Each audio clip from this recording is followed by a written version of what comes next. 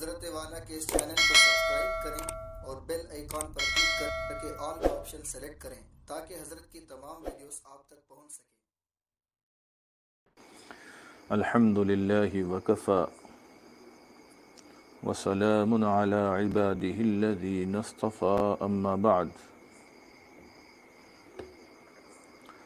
أعوذ بالله من الشيطان الرجيم بسم الله الرحمن الرحيم قد أفلح من تزكى سبحان ربك رب العزة عما يصفون وسلام على المرسلين والحمد لله رب العالمين اللهم صل على سيدنا محمد وعلى آل سيدنا محمد وبارك وسلم اللهم صل على سيدنا محمد وعلى آل سيدنا محمد وبارك وسلم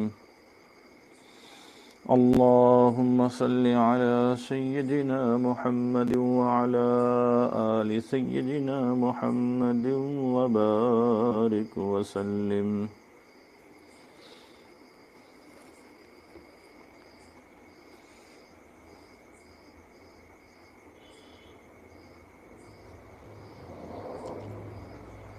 اللہ اکبر۔ گزشتہ مجلس اصلاح باطن کے عنوان سے شروع کی گئی تھی اور اس میں تمہیدی باتیں بتائی گئی تھی اور اس کے بعد اصول بتایا گیا تھا کہ اللہ رب العزت کی طرف سے اصول دیے گئے ہیں، اس کا طریقہ کار اہل اللہ اپنے حالات کے اعتبار سے طے کرتے ہیں، جس میں یہ بتایا گیا تھا کہ دشمن سے پنجہ آزمائی یہ طے ہے، ثابت ہے، لیکن اس کا طریقہ کار کیا ہوگا وہ حالات کے اعتبار سے طے کریں گے۔ علم قرآن، علم حدیث کا حاصل کرنا یہ طے شدہ بات ہے، طریقہ کار حالات کے اعتبار سے طے کرایا جائے گا۔ اسی طرح سے تزکیہ، یہ طے شدہ ہے چیز، اس کا طریقہ کار اہل اللہ طے کریں گے۔ اور پھر تینوں شعبوں کا تذکرہ کیا گیا تھا،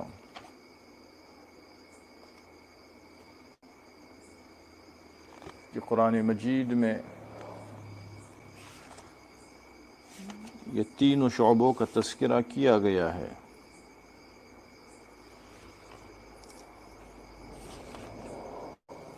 کہ سیدنا جناب محمد الرسول اللہ صلی اللہ علیہ وسلم کتاب کی تعلیم بھی کیا کرتے تھے، دعوت و تبلیغ بھی کیا کرتے تھے، اور تزکیہ بھی کیا کرتے تھے۔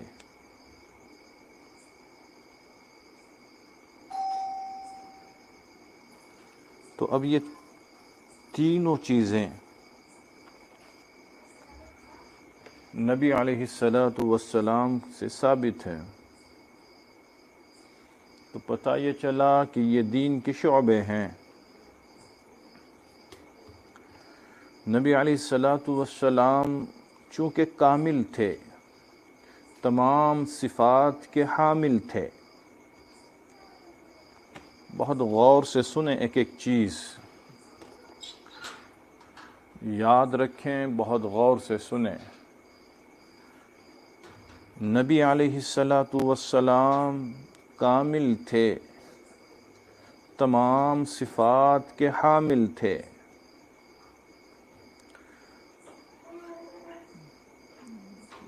سیدنا جناب محمد الرسول اللہ صلی اللہ علیہ وآلہ وسلم کے اندر یہ تمام خوبیاں موجود تھیں، لیکن وقت کے ساتھ ساتھ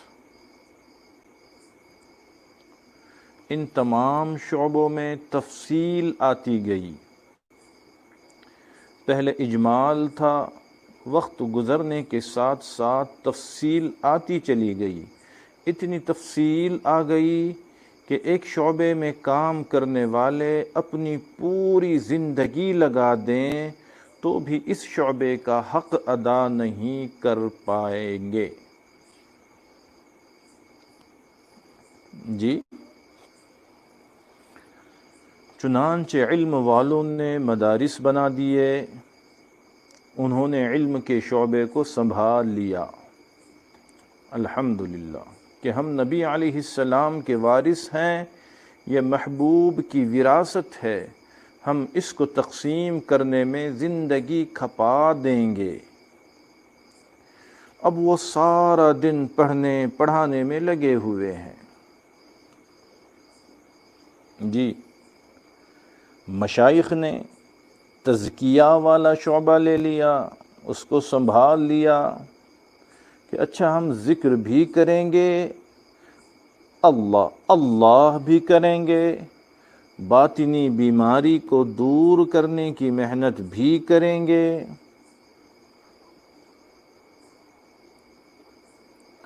چنانچہ ان کی صحبت میں کتنے گنہگار آتے ہیں، کتنے ہی خطا کار آتے ہیں، کتنے ہی غافل آتے ہیں، اللہ تعالی ان کی زندگیوں کو بدلتے ہیں، ان کو اپنی محبت سے سرفراز فرماتے ہیں، وہ اس پر کام کر رہے ہیں، اور یہ سب دین کے شعبے ہیں، ہر ایک کو اجر ملے گا انشاءاللہ۔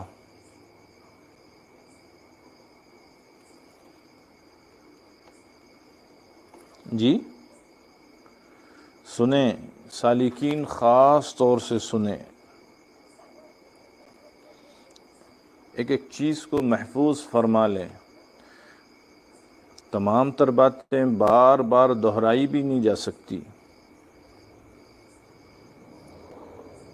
تعلیم و تعلم، پڑھنا پڑھانا، یہ مدارس، یہ مکاتب دین کے شعبوں میں سے ایک اہم شعبہ ہے۔ دعوت و تبلیغ دین کے شعبوں میں سے ایک اہم شعبہ ہے۔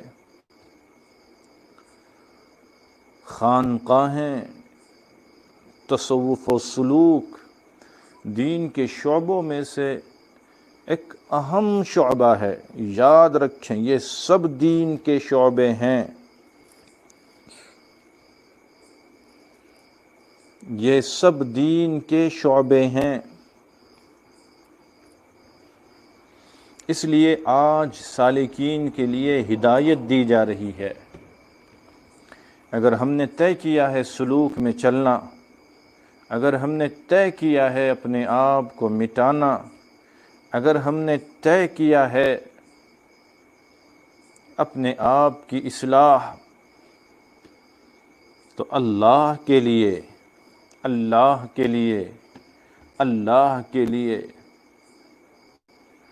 اپنے آپ کو حوالے کر دیں، ایک ایک بات پوچھ پوچھ کے کریں، بتائی ہوئی ہدایت کو اپنے لیے انتہائی ضروری سمجھیں، کہیں بھی من چاہی نہ کریں اللہ کے لیے۔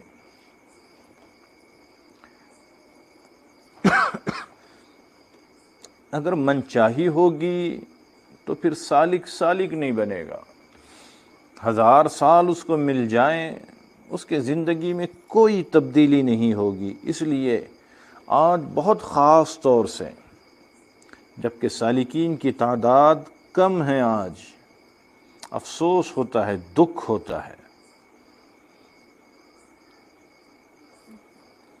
اتنا سمجھانے کے بعد، اتنے اعلانات کے بعد، اتنی محنتوں اور کوششوں کے بعد، اللہ اکبر، کیا کہا جائے۔ ایک طرف تو ساری دنیا ترس رہی ہے، مجالسیں بند ہو گئی، اجتماعی عبادتیں بند ہو گئی، جمعوں کا وہ سرور ختم ہو گیا۔ جمعہ کا ممبر جو مسلمانوں کے لیے ایک سب سے طاقتور میڈیا ہے، اس کو ختم کر دیا گیا۔ کتنے دن ہو گئے، کہیں دعائیں نہیں مل پاتی، سارے اجتماعی اعمال دور دور تک نظر نہیں آتے۔ اس میں ایک کوشش ہو رہی ہے کہ رجوع الی اللہ کا وقت ہے، سالکین کو ایسے وقت میں بھی تنہا نہیں چھوڑا جا سکتا۔ دنیا کے عقل مند حیران ہیں کیا فیصلہ کیا جائے۔ اخیر میں سب وہیں آ کر کے رکے ہوئے ہیں کہ اب رجوع الی اللہ کے علاوہ کوئی چارہ نہیں ہے، اور آپ لوگ ہیں کہ غفلت کی زندگی، مست زندگی، اللہ حفاظت فرمائے۔ حاضری کے لیے مشکل ہو جاتی ہے، ماہانہ مجلس میں غیر حاضری، ہفتوار مجلس میں غیر حاضری، بہت بزی ہیں آپ لوگ، بہت کام ہیں آپ کو۔ صرف ایک ہم ہی ہیں جو نکمے ہیں، بیکار ہیں، کوئی کام ہمیں نہیں ہے۔ تعجب ہوتا ہے، خدا کی محبت بھی پانی ہے اور مجلس کی حاضری بھی شاخ گزرتی ہے۔ جتنے سالکین ہیں سن لیں، یہ بات بہت اصرار اور اہتمام کے ساتھ آپ سے کہی جا رہی ہے کہ دوسرے شعبوں پر اعتراض نہ کریں۔ لکھ لیں دل و دماغ میں اس بات کو، بالکل نہیں۔ مجالس جمائیں، لگائیں، اپنے ہم نوا بٹھائیں، اور جن سے مزاج ملتا نہیں ہے ان لوگوں کو لے کے بیٹھیں، لمبی لمبی مجلسیں، لا یعنی باتیں، اور ایک دوسروں کو حقارت سے دیکھنا اور بولنا۔ خدا را کسی دوسرے شعبے کی تحقیر، تنقید واللہ نہیں۔ اگر ہم اپنی کوتاہی کی وجہ سے ایک شعبے میں کام کر سکتے ہیں تو کریں جی۔ ایک ایک لفظ پر، ایک ایک جملے پر غور کریں۔ اگر ہم اپنی کوتاہی کی وجہ سے ایک ہی شعبے میں کام کر سکتے ہیں تو کریں، لیکن باقی شعبوں کے ساتھ بھی محبت رکھنی ہوگی، کیونکہ وہ بھی دین کا کام ہے۔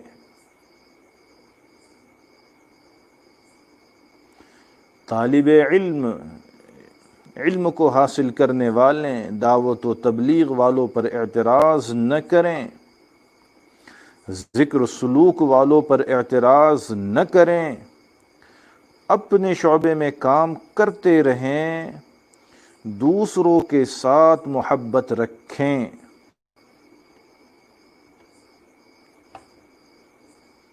دعوت و تبلیغ میں لگے ہوئے احباب خوب انہماک سے کریں، لیکن خدا را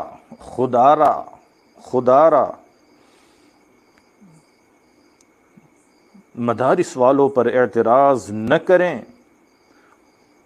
ذکر و سلوک والوں پر اعتراض نہ کریں۔ خدا کا واسطہ،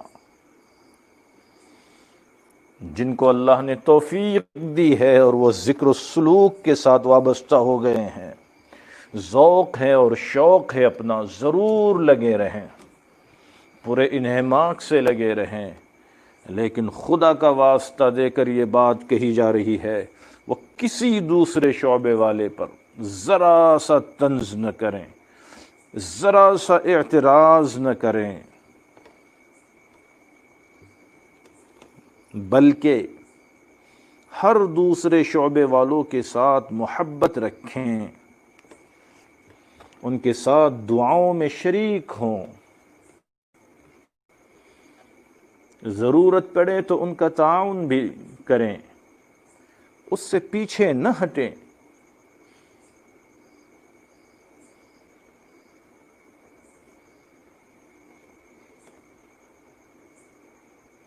یہ تمام کام نبوی کام ہے، یہ تمام کام وہ ہے جس کو نبی علیہ الصلاۃ والسلام نے کیا ہے۔ اللہ اکبر! سنیں ذرا،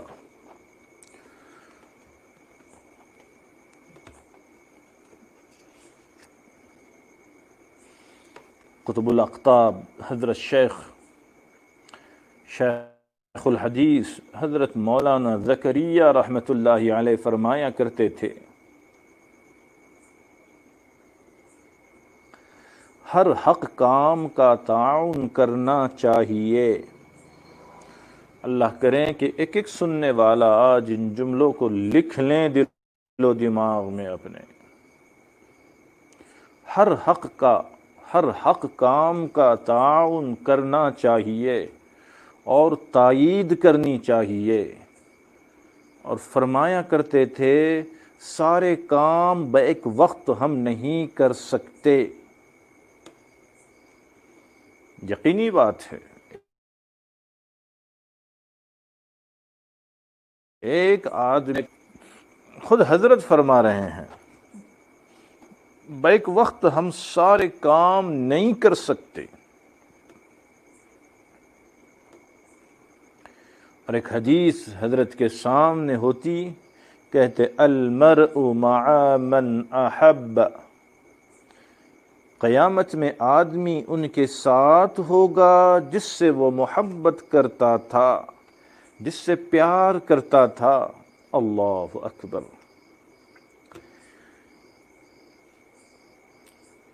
سنیں ذرا، سمجھا رہے ہیں حضرت کہ حدیث پاک میں آتا ہے، آپ نے سنا ہوگا کہ قیامت کے دن بعض خوش نصیبوں کو جنت کے 8 دروازوں سے بلایا جائے گا۔ جی، جبکہ جانے والا ایک اکیلا شخص ہے، اس کو ایک ہی دروازے سے جانا ہے، لیکن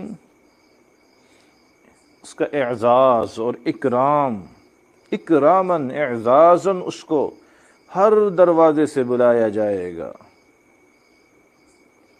فتحت له ابواب الجنت 8 فيدخل ايها شاء، 8 دروازے کھولے جائیں گے اور اس کو کہا جائے گا آؤ آؤ، یہاں سے آؤ، یہاں سے آؤ، یہاں سے آؤ۔ یہ اس کا اعزاز ہوگا۔ حضرت شیخ الحدیث رحمۃ اللہ علیہ فرمایا کرتے تھے کہ بعض احباب ایسے ہوں گے جو کسی ایک ہی شعبے سے منسلک ہوں گے، لیکن جی قیامت کے دن بعض احباب ایسے ہوں گے جو ایک ہی شعبے سے منسلک ہوں گے، لیکن ثواب تمام شعبوں کا پائیں گے۔ سبحان اللہ، سبحان اللہ، سبحان اللہ، اللہ اکبر! وقت کا قطب فرما رہا ہے، قطب الاقطاب کا خطاب جنہیں ملا تھا، حضرت شیخ فرما رہے ہیں، کہتے ہیں اس کی وجہ یہ ہوگی کہ وہ ہر شعبے کی تائید کرتا ہوگا، وہ ہر شعبے والوں کے لیے دعائیں کرتا ہوگا، اور اپنی کمی کا احساس قیامت تک اس کو دامنگیر ہوگا۔ اللہ، میں نہیں کر سکا، اللہ میں ہر شعبے میں نہیں جا سکا، ہر شعبے کو لیے میں فعال ثابت نہیں ہو سکا، یہ میری کمزوری ہے اللہ، لیکن ان کی تائید، ان کی نصرت، ان کے لیے دعائیں، ان کے لیے ہمت افزائی کے جملے، یہ چیز اپنے بس میں جتنا ہو اس کی نصرت اور تعاون کرتا ہوگا۔ حضرت فرمایا کرتے تھے کہ جن بندے کو جس بھی بندے کو جس چیز کا ذوق ہو وہ وہی کرے،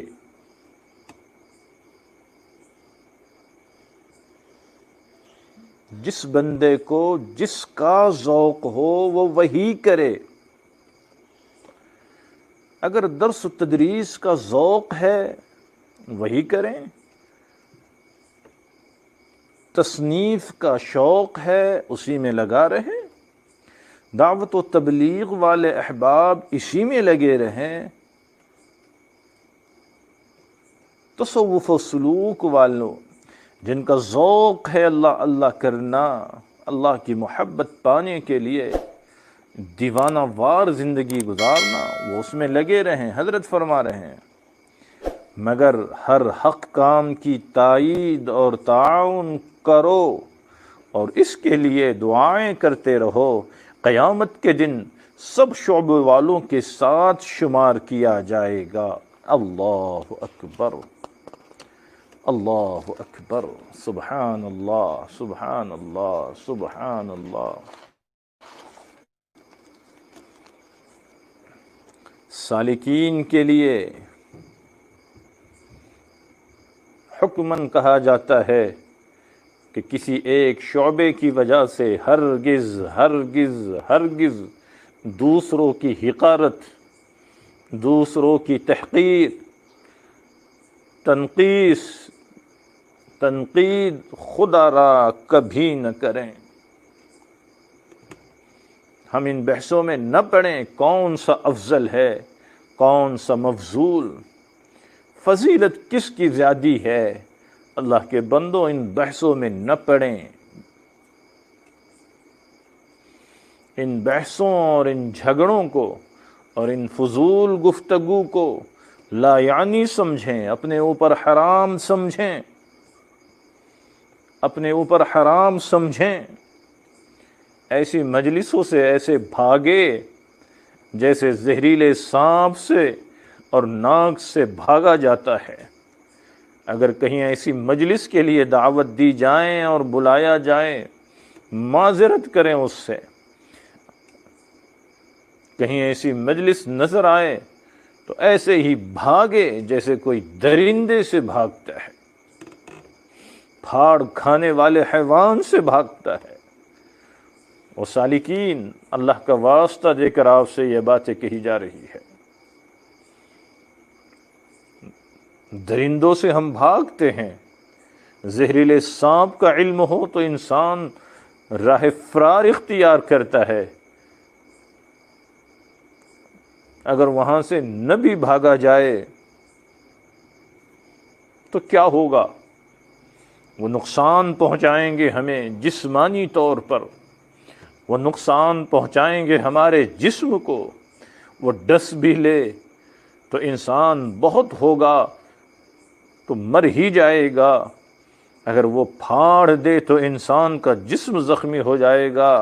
او سالکین، او سامعین، او اللہ کے نیک بندو، یاد رکھو اگر ایسی مجلسوں میں ہم بیٹھیں، ہمارے جسم کا نہیں ہمارے روح کا نقصان ہوگا، ہماری روحانیت کو ایسا نقصان پہنچے گا کہ ہم تصور نہیں کر سکتے۔ یہ ہمارے ایمان کو نقصان پہنچانے والی مجلسیں ہوگی، بھاگے وہاں سے۔ کہیں ایسی مجلسیں ملیں تو اپنے منہ اور کان اور زبان کو بالکل بند رکھیں اور یہ سمجھیں اچھی طرح کہ اگر میں کچھ بولوں گا، میں اپنی زبان کھولوں گا، میں اپنا منہ کھولوں گا تو میں اپنے منہ میں جہنم کے انگارے بھر رہا ہوں گا۔ یہ دور بے ادبی کا دور ہے، بدتمیزی کا دور ہے، عزتیں اتارنے کا دور ہے۔ اللہ کا واسطہ ہے قطعاً اپنی روحانیت کو نقصان نہ پہنچائے، نہ بیٹھیں ایسی مجلسوں میں، ایسے احباب کے پاس، تعلقات ختم کر دیں ایسے لوگوں سے۔ جو دین ہی کے نام پر ہماری روحانیت کو اجاڑ دیتے ہوں.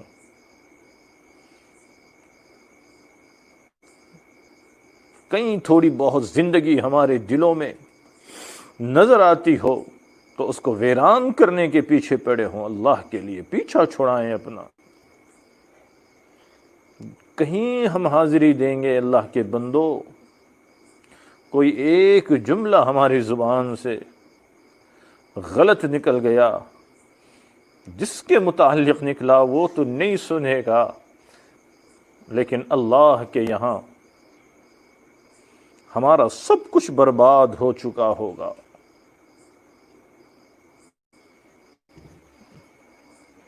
جب ایسی مجلسیں ملتی ہے انسان بڑے بڑے اللہ والوں کے متعلق، علماء کے متعلق، صاحب دل صاحب نظر کے متعلق اپنی زبان قینچی کی طرح چلا دیتا ہے اور اس کو پتہ نہیں چلتا کہ میں جہنم کے انگارے اپنے منہ میں ڈال رہا ہوں. تو یہ سارے دین کے شعبے ہیں. اللہ اکبر.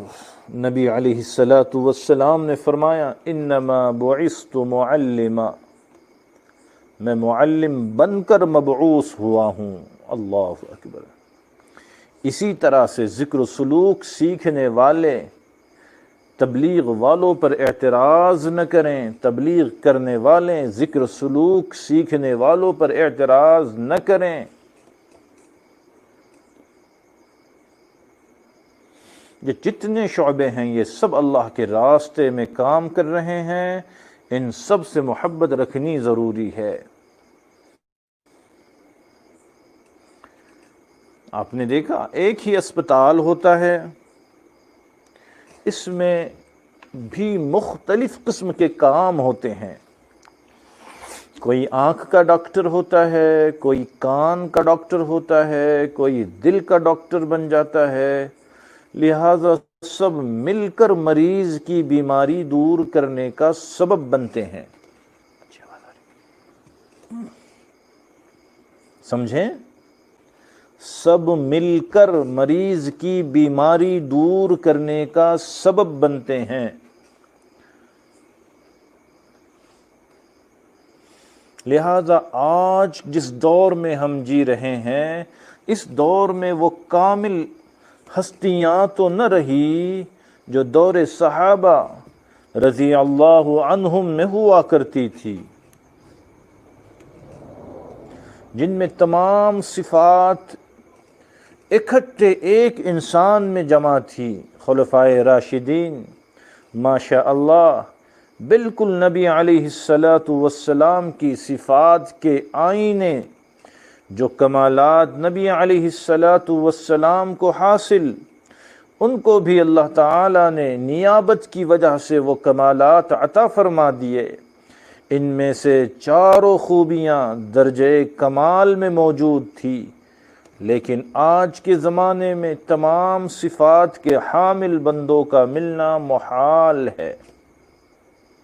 لہذا جس کو جس شعبے سے مناسبت ہے وہ اسی میں کام کرتا رہے تو یہ بھی بہت غنیمت ہے.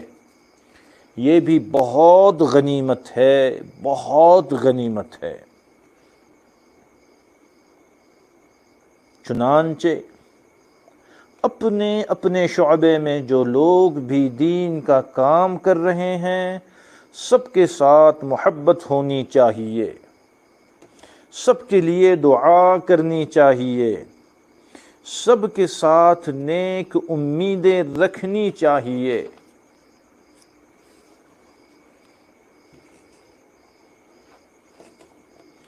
کوئی بھی شعبے والا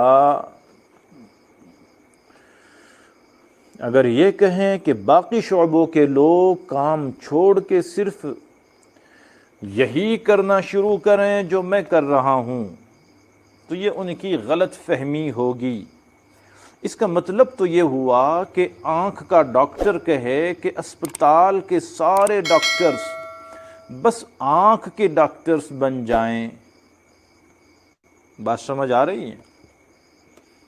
سمجھیں ذرا، شدید ضرورت ہے اس بات کی سمجھنے کی.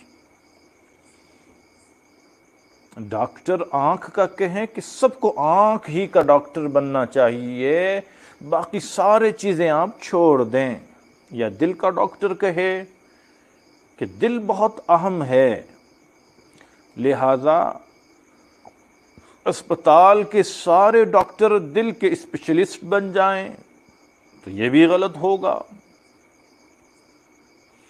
اس سے کہنا ہوگا کہ بھائی جیسے دل کا علاج ضروری ہے ویسے ہی ٹوٹی ہوئی ہڈی کا جوڑنا بھی ضروری ہے۔ جی، جس طرح سے دل کا علاج ضروری ہے اسی طرح سے ٹوٹی ہوئی ہڈی کا جوڑنا بھی ضروری ہے۔ اسی طرح دین کے سب شعبوں میں کام کرنے والے کام کرتے رہیں، ہر شعبے کی اپنی اہمیت ہے، علم کی اپنی اہمیت، ذکر کی اپنی اہمیت، دعوت و تبلیغ کی اپنی اہمیت، اقامت دین کے لیے کام کرنے والوں کی اپنی اہمیت ہے۔ تو آج یہ بات بالکل صاف کر لیں ذہن سے۔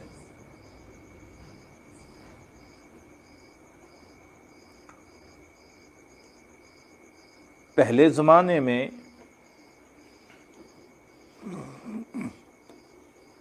لوگ جن اساتذہ سے علم ظاہر پاتے تھے انہی اساتذہ سے اپنے من کو صاف کرنا بھی سیکھ لیتے تھے۔ علماء، حفاظ، ائمہ وہ بھی سنیں، عام سالکین بھی سنیں۔ وہاں جامعیت ہوتی تھی۔ حضرت مولانا رشید احمد گنگوہی رحمۃ اللہ علیہ، فقیہ النفس رحمۃ اللہ علیہ رحمۃ واسعہ،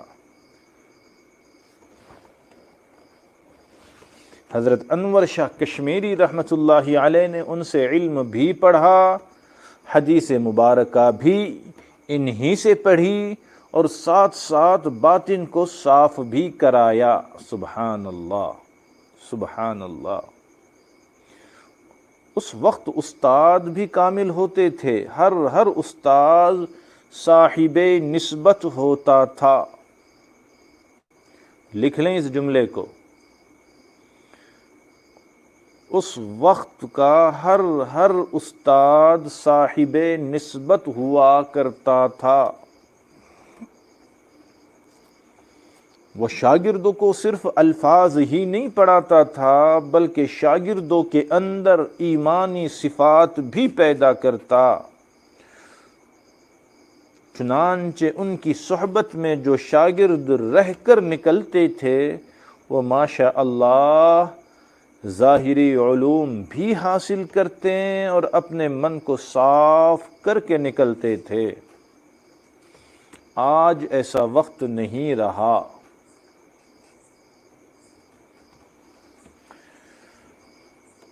تو اب معلوم تو بات ہو گئی اور صاف ہو گئی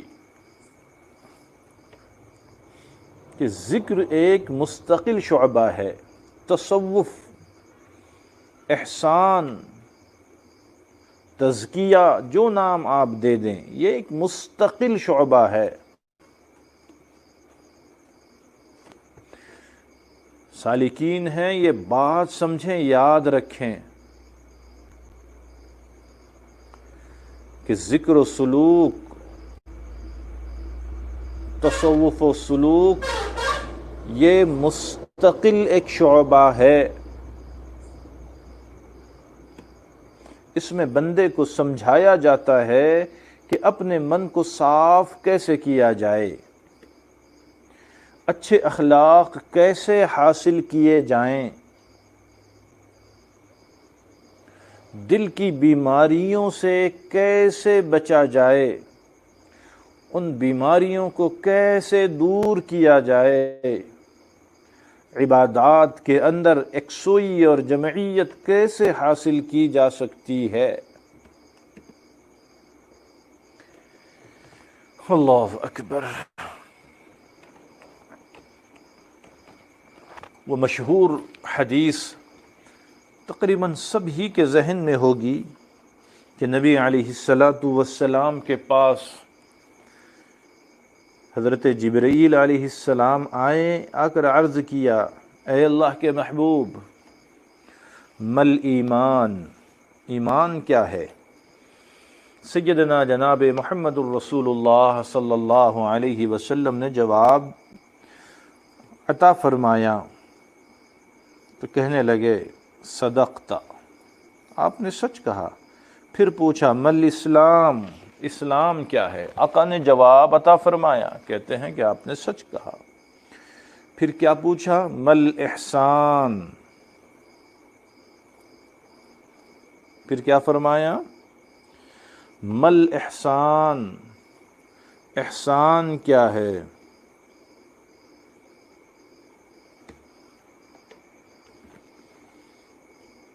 نبی علیہ السلام نے فرمایا، ان تعبد اللہ کأنک تراہ فإن لم تکن تراہ فإنہ یراک۔ تو حضرت جبرائیل نے کیا فرمایا؟ صدقت، آپ نے سچ فرمایا، اور وہ چلے گئے۔ جب چلے گئے تو صحابہ رضی اللہ عنہم بڑے حیران ہوئے، پوچھا، اے اللہ کے محبوب، یہ کون تھے؟ فرمایا، جبرائیل علیہ السلام، یہ آئے تھے تمہیں تمہارا دین سکھانے کے لیے۔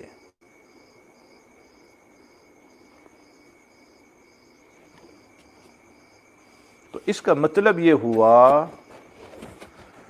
کہ یہ تینوں چیزیں دین میں داخل ہے، دین کا حصہ ہے۔ اب جو دین پر محنت کریں گے اس کیفیت کو پیدا کرنے کے لیے، احسان والی کیفیت، تصوف اور سلوک ہی کو احسان کہا جاتا ہے۔ قرآن کی زبان میں، شریعت کی زبان میں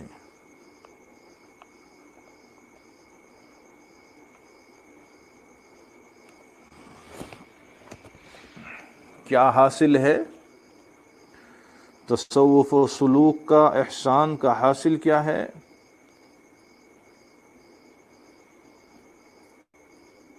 کہ اس کیفیت کا انسان کے اندر آ جانا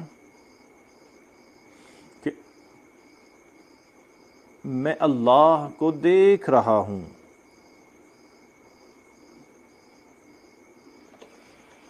یا اللہ مجھے دیکھ رہا ہے، ہر وقت اس کیفیت کا دل میں۔ اب اس کیفیت کو حاصل کرنے کے لیے جو محنت کی جاتی ہے اس کو تزکیہ کہا جاتا ہے۔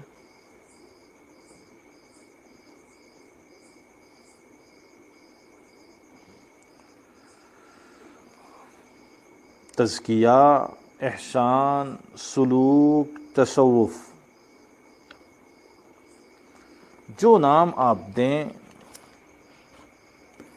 لیکن محنت یہ ہے، شعبہ جو ہے وہ ذہن میں رکھیں کہ اللہ نے جس شعبے سے ہمیں جوڑا ہے وہ یہی ہے، احسان والا شعبہ، تصوف و سلوک والا شعبہ۔ ایک ایک چیز کلیئر کرتے رہیں ذہن میں۔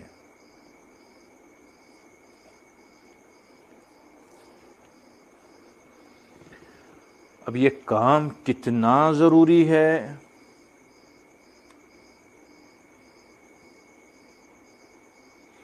آج کے دور کا ایک المیہ یہ ہے کہ بعض لوگ، بعض احباب ذکر و سلوک کو نفلی کام سمجھتے ہیں۔ کیا سمجھتے ہیں؟ کہ یہ نفلی کام ہے، کوئی کریں تو کریں، کوئی نہ کریں تو نہ کریں۔ یعنی اگر کوئی بیٹھا ورد و وظیفہ کر رہا ہو تو ان کا یہ ذہن ہوتا ہے کہ یہ نفلی کام کر رہا ہے، صوفی صاحب ہے جی۔ وہ اپنے لیے بھی اس کام کو ضروری نہیں سمجھتے کہ بھائی یہ تو ہر ایک کے لیے ضروری ہے، اس کے بغیر اندر کا میل دور نہیں ہوگا۔ جی، اب جو بھی اپنے اندر میل محسوس کریں، جو بھی اپنے کپڑوں پر میل محسوس کرے، اس کے لیے دھوبی گھاٹ کا انتظام یقینی ہوگا۔ اب کوئی دھوبی گھاٹ کا انکار ہی کرے تو پھر اس کی ذہنی کیفیت کو سمجھا جا سکتا ہے۔ یہ کام ہے اندر کے میل کو باہر نکالنے کا۔ لِكُلِّ شَيْءٍ ثِقَالَةٌ وَثِقَالَةُ الْقُلُوبِ ذِكْرُ اللَّهِ۔ ہر چیز کی پالش ہوتی ہے اور دلوں کی پالش اللہ کی یاد ہے۔ سبحان اللہ، سبحان اللہ، سبحان اللہ، سبحان اللہ۔ ہر چیز کو صیقل کیا جاتا ہے، چمکایا جاتا ہے، مانجھا جاتا ہے، اور جب دل کو صیقل کرنا ہے، مانجھنا ہے، تو اس کا طریقہ یہ ہے کہ انسان خوب اللہ کا دھیان جمائے بیٹھیں، مراقبے کریں، اللہ کا ذکر کریں۔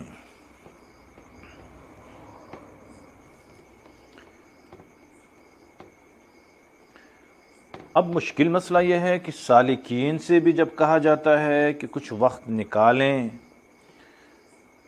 اور مراقبہ کریں، تو جو لوگ ناجنس کی صحبت میں بیٹھتے ہیں، اس سے پہلے مجالس میں ناجنس کی صحبت کے متعلق بتایا گیا ہے۔ اب کس مجلس میں بتایا گیا ہے آج اس کو یاد تو نہیں ہے، لیکن متعدد مجلسوں میں بتایا گیا ہے۔ وہ مجالس نکال کر سنیں کہ ناجنس کیا ہے۔ اب ناجنس کی صحبت کی نحوست یہ ہوتی ہے کہ سالکین کے ذہنوں میں بھی کبھی کبھی یہ باتیں ڈال دی جاتی ہے کہ مراقبہ کہاں سے آ گیا، فوراً بگڑا ہوا نفس اور شیطان اپنا کام کرنے لگتا ہے۔ لیکن اگر انسان حالات حاضرہ ہی کو سوچیں، اپنے دور کو دیکھیں، تو بات کلیئر ہو جاتی ہے اور بہت جلد صاف ہو جاتی ہے۔ آج کے دور میں چونکہ داغ ایسے ہوتے ہیں کہ اس کو بغیر کیمیکل لگائے جی وہ دھبے دور نہیں ہوتے ہیں۔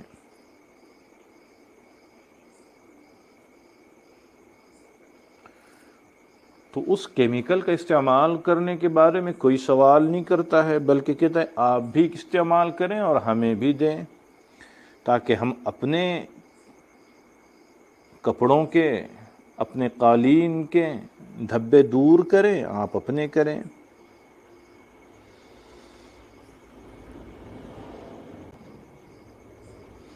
اسی طرح سے ہمارے مشائخین نے جو اسباق بتائے ہیں، تو لاکھوں انسانوں نے اس کے ذریعے سے اپنے دل کو دھویا ہے، مانجا ہے، اللہ کی یاد ان کے دلوں میں بسی ہے، اللہ کے نسبت کا نور انہیں عطا ہوا ہے،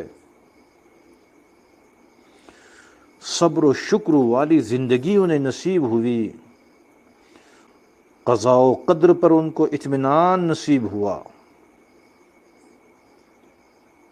ایسی زندگی بن گئی کہ شریعت کی کسی بات کو قبول کرنے کے لیے دلیل کی ضرورت کبھی محسوس نہ ہوئی، بلا دلیل انہوں نے سب مانا۔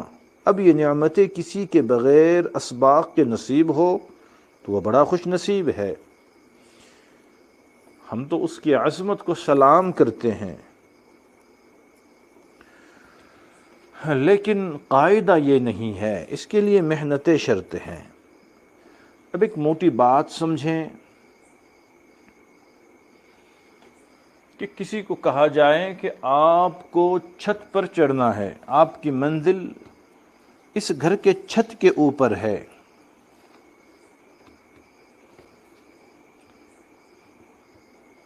تو آپ دیکھتے ہیں کہ ایک بندہ تو پہلے ہی سے اوپر چڑھا ہوا ہے، تو ہم تو اس کو مبارکباد ہی دیں گے کہ ماشاءاللہ جہاں سب کو پہنچنا تھا آپ وہاں پہنچے ہوئے ہیں، ماشاءاللہ۔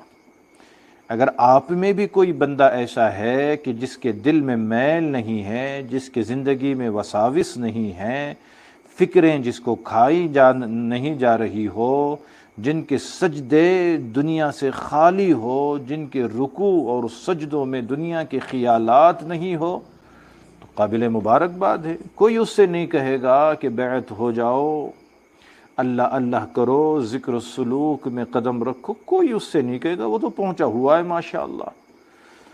لیکن اللہ معاف کریں، اللہ معاف کریں، اللہ معاف کریں، ہم تو ایسے مجرم ہیں خدا کے سامنے کہ ہم میں سے اکثروں کا حال یہ ہے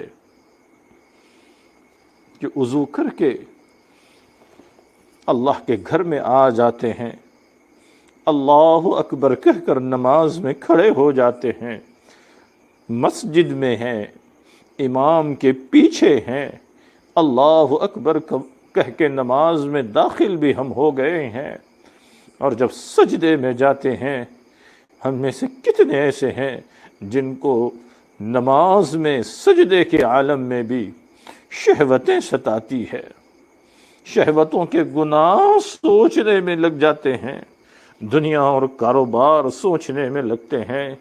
اللہ اکبر، کیا یہ سجدے ہمارے جس میں ہم نے دنیا کو سوچا، بیوی بال بچوں کو یاد کیا، وہ سجدے جس میں ہم نے شہوتوں کو نہیں چھوڑا اور وہاں بھی اس کے خیالات آ کے ستاتے رہے، کیا یہ اللہ کے پاس مقبول ہوں گے، یا پھر ہمارے ہی منہ پر کالے کپڑے میں لپیٹ کے مار دیے جائیں گے؟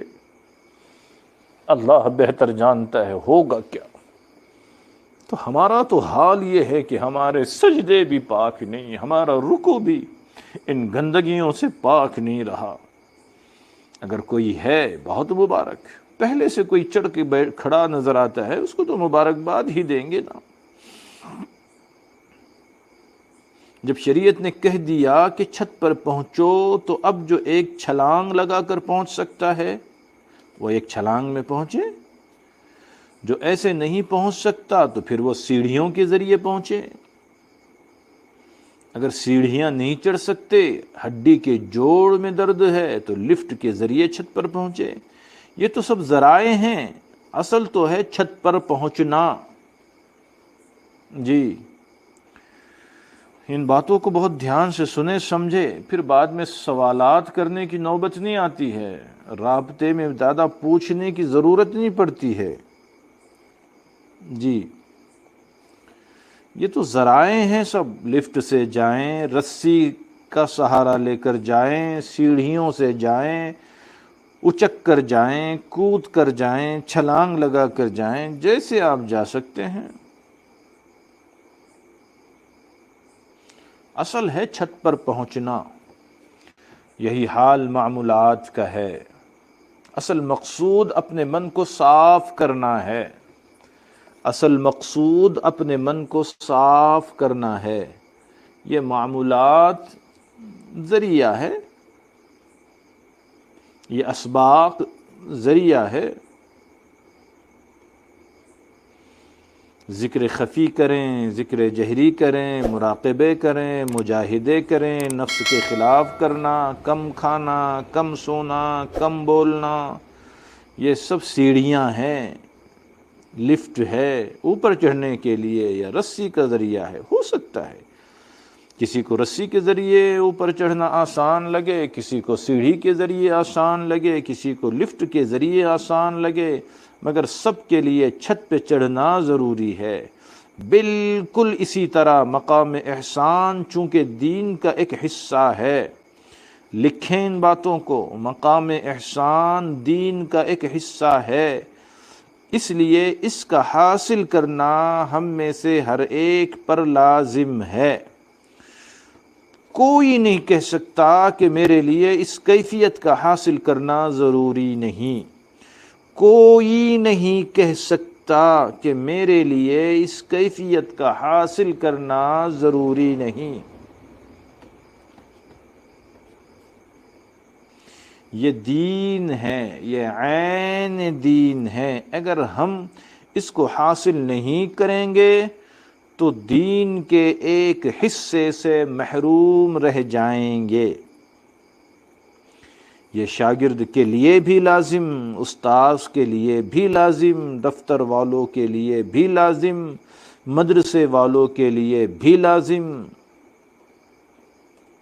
اس کی ضرورت کی اہمیت سے کوئی انکار نہیں کر سکتا۔ اب حاصل کیسے کیا جائے، اس میں ہم کسی کے ساتھ اصرار نہیں کرتے کہ تم یوں ہی کرو گے تو سنورو گے۔ یہ تو تجربے کی بات ہے۔ اللہ، ہمارے مشائخ کو اللہ نے جو بصیرت دی ہے، انہوں نے اس طریقے ذکر کو اختیار کیا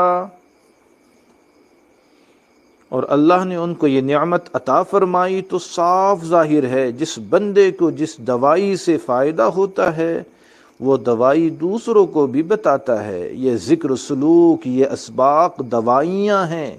ہمارے مشائخ نے اس سے فائدہ پایا، صحت پائی، انہوں نے دوسروں کو بتایا کہ بھائی تم بھی یہ دوائیاں استعمال کرنا، تو ہم بھی وہی دوائیاں استعمال کر رہے ہیں اور کروا رہے ہیں۔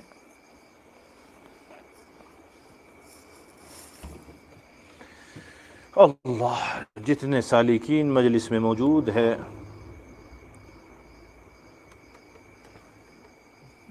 چند باتوں کا جو مذاکرہ ان کے ساتھ کیا گیا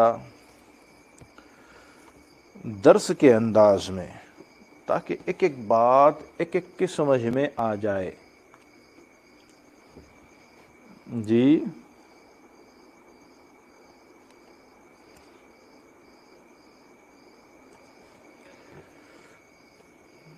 بنیادی اصولی باتیں، تاکہ ہمیں سمجھ بھی تو آئے نا کہ ہم کیا کر رہے ہیں، کیا ہے تصوف و سلوک۔ بہت سے لوگ مانوس بھی نہیں ہیں۔ اب انس پیدا کرنے کے لیے ان باتوں کو سننا، بتانا، اس پر عمل ضروری ہے۔ اب عمل کرے گا کون، کریں گے کتنے، یہ آپ کے اوپر ہے۔ اللہ ہم سبوں کو ان باتوں پر عمل کی توفیق عطا فرمائے۔ اللہ ہم سبوں کو اپنی معرفت کا نور نصیب فرمائے۔ اللہ ہمارے اجڑے دلوں کو آباد فرمائے۔ اللہ ہمارے اجڑے دلوں کو آباد فرمائے۔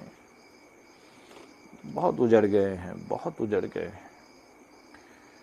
سلیقے طریقے کے ساتھ انسان اپنے آپ کو محتاج سمجھ کر سلسلے کا غلام بن کر چلے گا، یقیناً فائدہ محسوس کرے گا، اور کر رہے ہیں ماشاءاللہ۔ بہت سارے احباب ایسے ہیں جو فائدہ محسوس کر رہے ہیں، پیغام بھی بھجواتے ہیں ماشاءاللہ کہ زندگی کے 30 سال گزر گئے لیکن اتنی سنتوں کا اہتمام، اتنی سکون والی زندگی پہلے کبھی نصیب نہیں ہوئی۔ وحشت ہوتی تھی قرآن کے پڑھنے سے، اب جی پڑھنے کو چاہ رہا ہے۔ اللہ اکبر! اور کیا چاہیے، اور کیا چاہیے، اور کیا چاہیے، اور کیا چاہیے اللہ کے بندو؟ قرآن سے وحشت، اور پھر مسلمان بھی، سجدوں سے وحشت اور پھر مسلمان بھی، رکوع سے دوری اور پھر مسلمان بھی۔ اللہ اللہ کے نام کا ذائقہ بھی نہ آئے اور 70 سال عمر کے پورے ہو جائے، اور پھر اللہ کی رضا کی امید بھی۔ کیسی زندگیاں ہیں یہ؟ اس سوکھی روکھی زندگی سے نکلنا ہے۔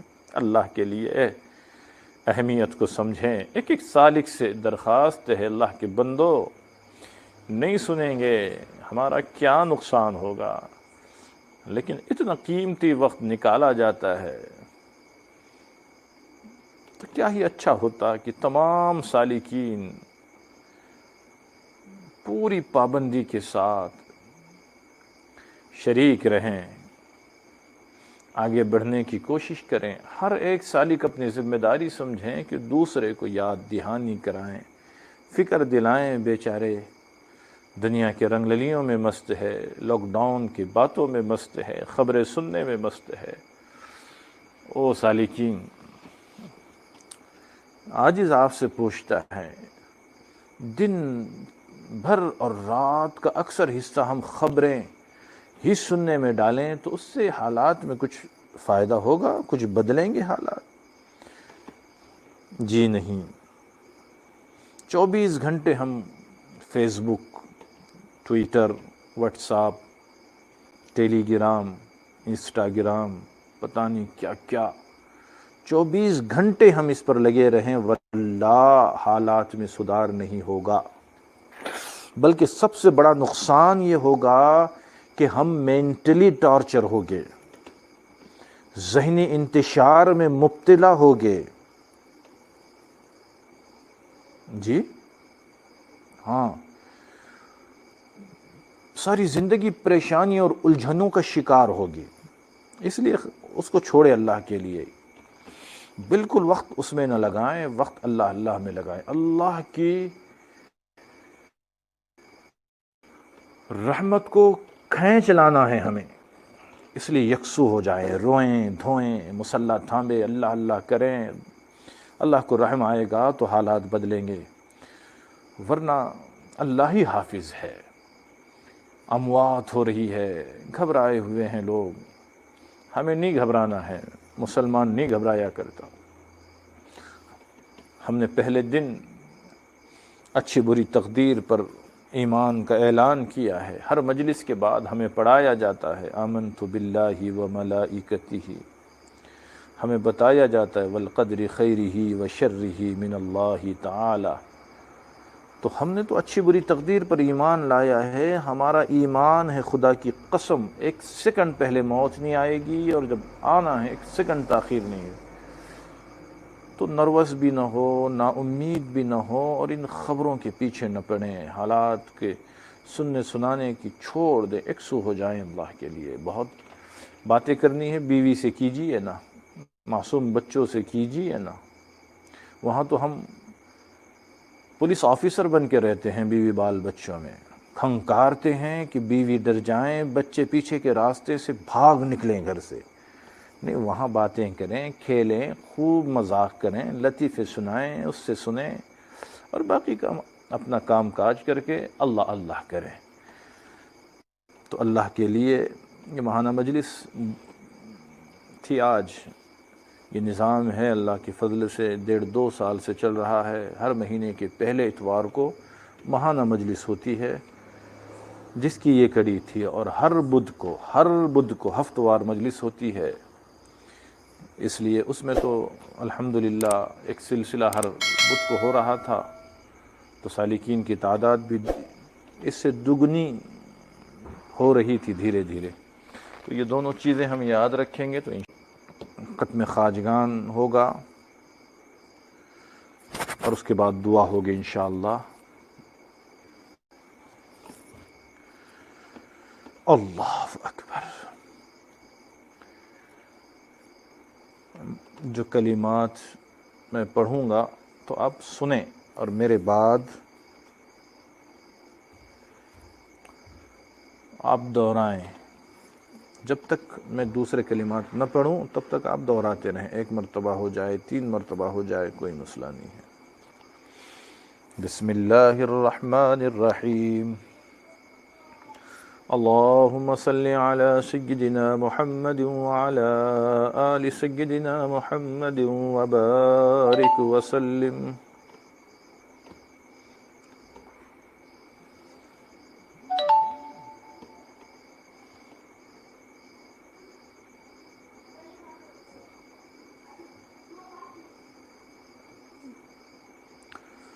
حسبنا اللہ ونعم الوکیل۔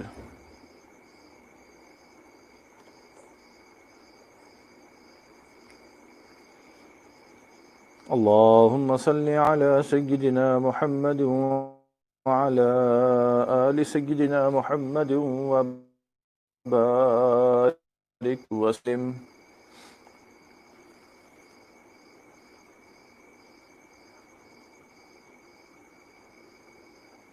يا خفي اللطف أدركني بلطفك الخفي.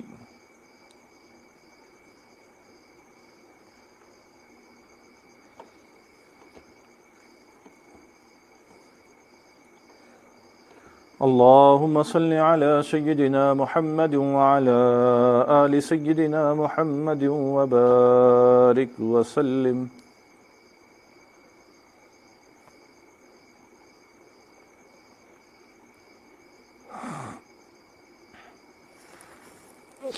يا باقي أنت الباقي.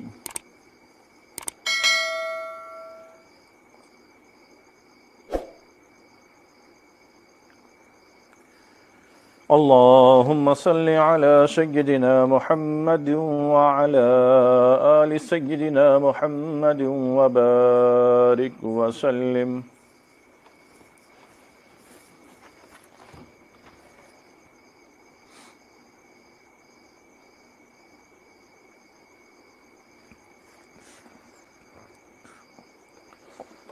لا حول ولا قوة إلا بالله.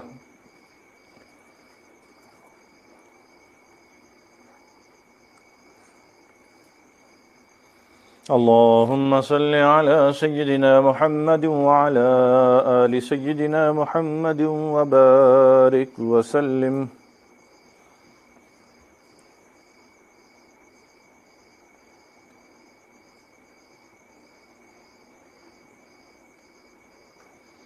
لا إله إلا أنت سبحانك إني كنت من الظالمين.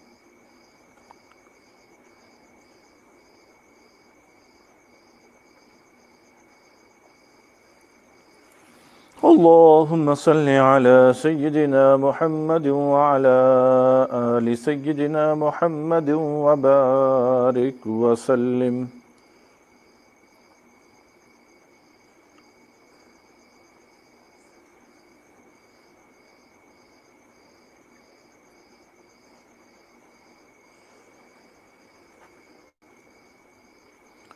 يا حي يا قيوم برحمتك أستغيث.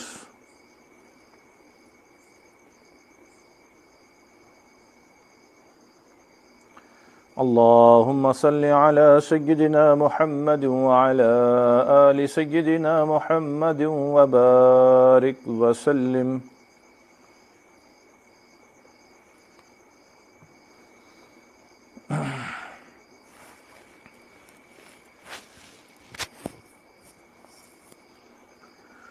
والله ذو فضل على المؤمنين.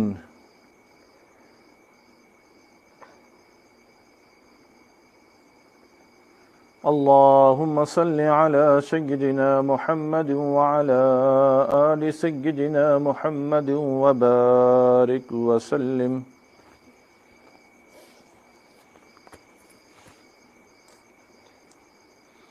إنا لله وإنا إليه راجعون.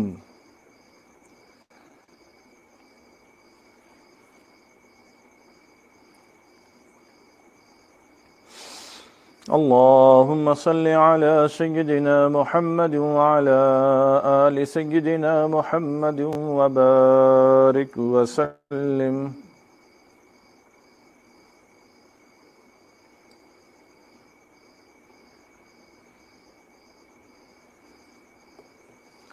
الله ولي الذين آمنوا.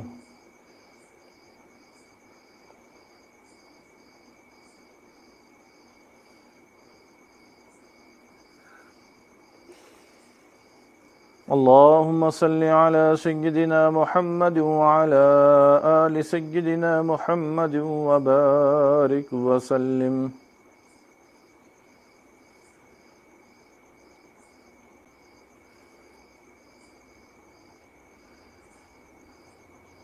والله ولي المؤمنين.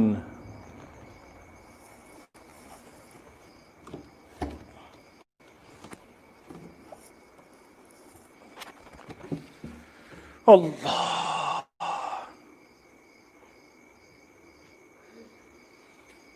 کلمات پڑھ لیں.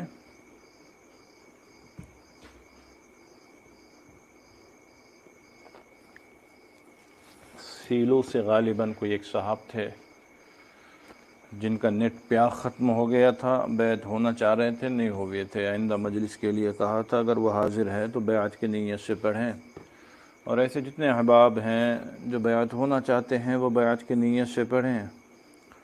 باقی احباب تجدید بیعت اور توبہ کی نیت سے پڑھیں. اور سالکین پہلے سے تیار رہے کہ ہمارا نیٹ پیک ہے نہیں ہے، بیٹری چارج ہے نہیں ہے، بر وقت یہ نہیں تھا وہ نہیں تھا. یہ لاؤبالی پن کی علامت ہے. وہ تو بیچارے نئے ہیں، نئے ابھی تو وہ شریک ہونا چاہ رہے ہیں، منسلک الگ بات ہے، لیکن سالکین بھی غفلت بہت کرتے ہیں کہ یہ ہوا تو وہ ہوا، ایسا ہوا تو ویسا ہوا. کچھ نہیں ہے. ہم کو تو پورے پابندی کے ساتھ محتاج سمجھ کر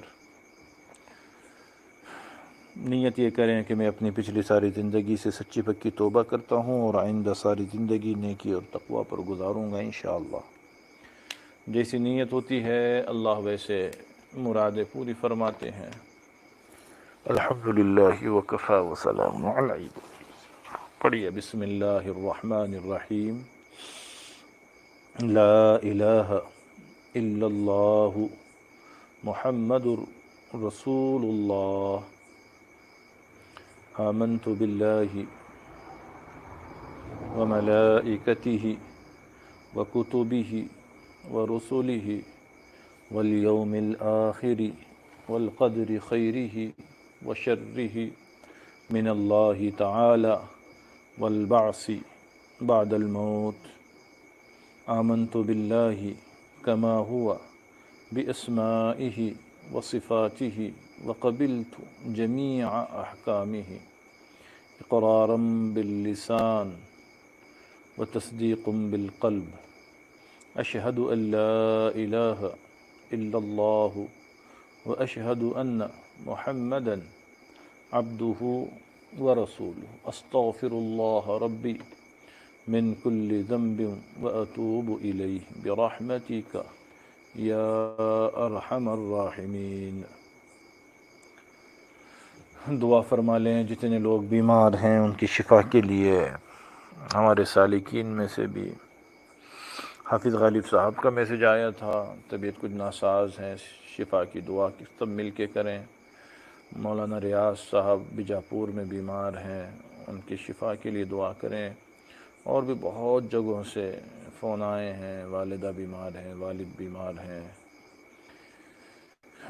چلتی وباؤں کا اندیشہ ہے. سب کے لیے دعائیں کریں. میرے والدین کے لیے بھی دعا کریں، آج اس کے لیے بھی دعا کریں. اللہ سب کی حفاظت فرمائے. سبحان ربی العلی العلی الوخاب. اللہم صلی علی سیدنا محمد وعلی آل سیدنا محمد وبارک وسلم. الہ العالمین رحم کا، کرم کا، عافیت کا معاملہ فرما دیجئے. اے اللہ، اے اللہ، ہم تیرے بندے ہیں، ظاہر میں تو تیرے بندے ہیں، حقیقت میں بڑے گندے ہیں. اے اللہ، ظاہر میں تو ہم تیرے بندے ہیں، حقیقت میں بڑے گندے ہیں. اے اللہ، ہمارا وجود گندا ہو گیا، ناپاک ہو گئے ہم. اللہ، سوچ ہماری گندی، زبان ہماری گندی، آنکھیں ہماری گندی. اللہ، مشکوک مال نے پیٹ کو بھی گندا کر دیا. اے اللہ، دل، اے اللہ، ہمارا یہ دل جو تیرے آنے کی جگہ، تیرے سمانے کی جگہ، اے اللہ، جس کو خالص تیرے لیے رکھنا چاہیے تھا، اے اللہ، ہمارا یہ دل گندگیوں کا ڈھیر بن گیا.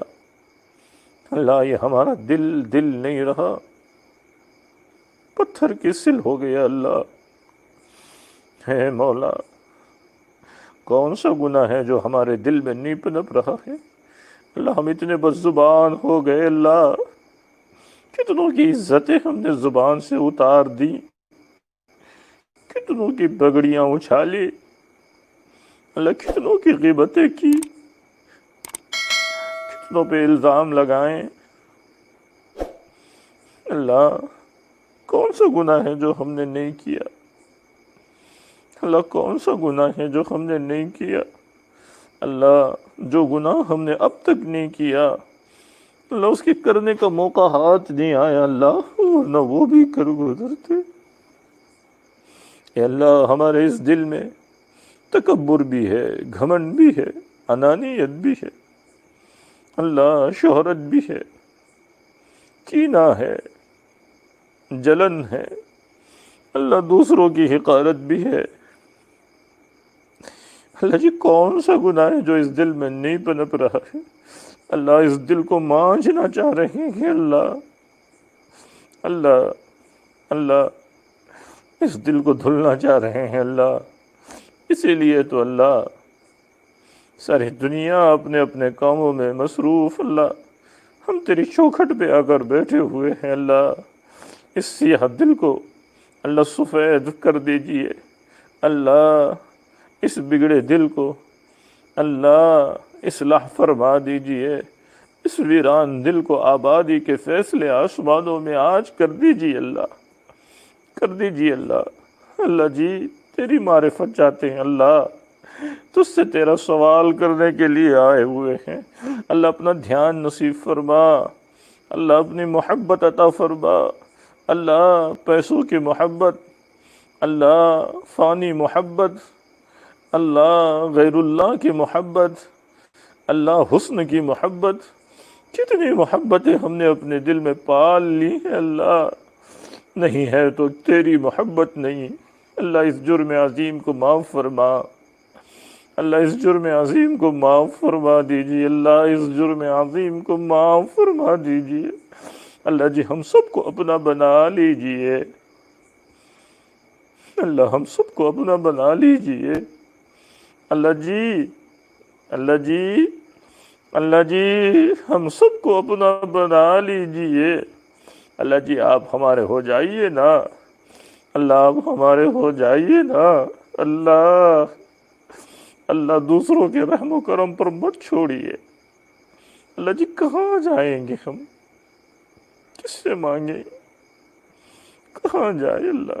کوئی در نہیں تیرے علاوہ، دوسروں کے رحم و کرم پر مت چھوڑیے اللہ، اللہ جی۔ ساری دنیا بدلہ لینے پہ تلی ہوئی ہے، حق بولنے والوں کو مٹایا جا رہا ہے اللہ، حق گو کی زبانیں کاٹی جا رہی ہے اللہ، حق گوئی کی سزا قید و بند کی صورت میں دی جا رہی ہے اللہ، اللہ دشمنیاں نکالی جا رہی ہے اللہ جی، اللہ جی نظر کرم فرما دیجیے اللہ، نظر کرم فرما دیجیے اللہ، ظالموں کے رحم و کرم پر مت چھوڑیے۔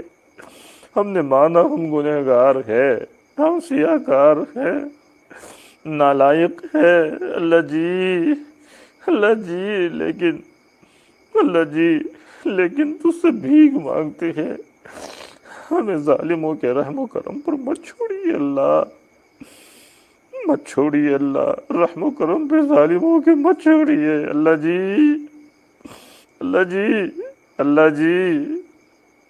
کہاں کہاں بیٹھ کے کون کون تجھے پکار رہا ہے، اے رب، اے خالق، اے مالک، اے رحیم، اے رحمان، اے رؤوف، اے ودود، کون کون تجھے پکار رہا ہے اللہ، سن لیجیے، کسی کی سن لیجیے اللہ جی، سن لیجیے اللہ جی، سن لیجیے۔ اقراری مجرم ہے، اقراری مجرم رحم کی اپیل کرتا ہے مولا، مولا، مولا، اے کروڑوں ماؤں سے زیادہ محبت کرنے والے اللہ، اے کروڑوں ماؤں سے زیادہ محبت کرنے والے اللہ، ایک ماں کا بچہ جب وہ مصلی پہ کھڑی ہوتی ہے چیختا ہے امی، ماں مصلی چھوڑ کے دوڑتی ہے، دیکھتی ہے میرا بچہ غلاظت میں گرا ہوا ہے، وہ غلاظت پہ نظر نہیں کرتی، اٹھا کے سینے سے چمٹا دیتی ہے اور پوچھتی ہے بیٹا کہیں چوٹ تو نہیں آئی؟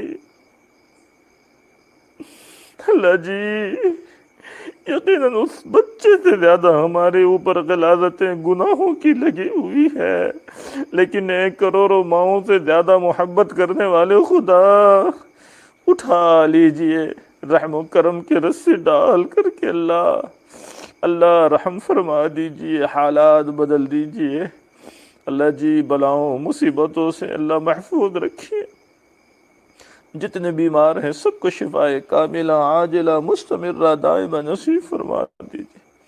اے اللہ لوگ گھبرائے ہوئے ہیں، اللہ لوگ گھبرائے ہوئے ہیں، اللہ لوگ انتظار کرتے تھے ہفتوں میں کبھی تو چھینک آئیں ہمارا سر ہلکا ہو جائے، اللہ آج دل کی دھڑکنیں بڑھتی ہے چھینک کے آنے کے تصور سے، اللہ جی پتہ نہیں کب کس ظالم کے ہتھے چڑھ جائیں، اللہ ان مکاروں کے مکر کو ختم فرما دیجئے، حالات پہ رحم فرما دیجئے، اے مولا مسجدوں کے کھلنے کی شکلیں اللہ